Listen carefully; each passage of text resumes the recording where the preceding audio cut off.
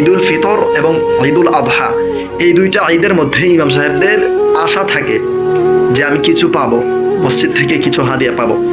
ইমাম সাহেবরা যদি ইমামতি না করে অন্য কিছু করতেন, মাস শেষে অনেক টাকা হতো, 30-40 হাজার 50 হাজার টাকা, মিনিমাম 30 হাজার টাকা আর্নিং করতে পারতো।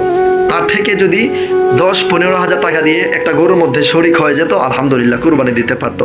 আপনারা কি জানেন সারা বছর কুরবানির আলোচনা করে ফজিলতের বরকতের কথা বলে নিজেই কুরবানি দিতে পারে না অনেক অসংখ্য মসজিদের ইমাম সাহেব, অনেক মসজিদের ইমাম সাহেব। অথচ তাদেরকে আমরা বেতন দিই কত?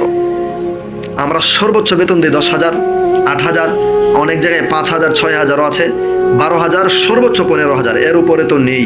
কিন্তু এখান থেকে তিনার নিজের খরচ, পারিবারিক খরচ, ছেলে মেয়ের পড়াশোনার খরচ, সাংসারিক খরচ নাকি কুরবানির খরচ? আপনারা বলেন একজন ইমাম সাহেব কিভাবে কুরবানি দেবে?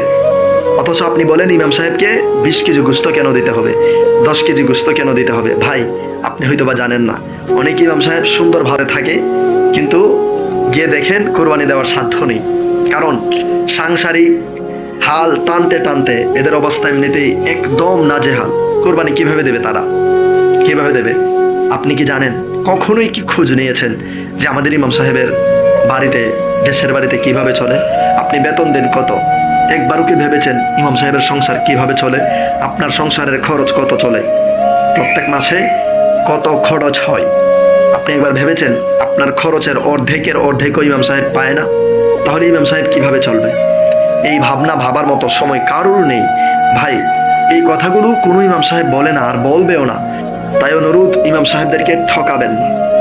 সামনে একটি মাত্র কুরবানি, কুরবানি বারবার বারবার আসে না, বছরে একবার আসে। তাই এই ঈদুল আদহার মধ্যে ইমাম সাহেবদেরকে যথেষ্ট পরিমাণ সম্মান করার চেষ্টা করুন। কথাগুলো ছোট লোকই অথবা শুনতে খারাপ লাগলেও এটাই সত্য।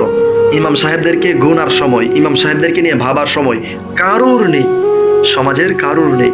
এজন্য বলবো ইমাম সাহেবদেরকে যথেষ্ট পরিমাণ সম্মানী দেওয়া, সম্মান করা প্রত্যেকের উপর ইমানি দায়িত্ব। কারণ ইমাম সাহেবদের মনে যদি আঘাত থাকে, দুঃখ থাকে, কষ্ট থাকে, তাহলে আপনি নামাজ কার পেছনে পড়ছেন?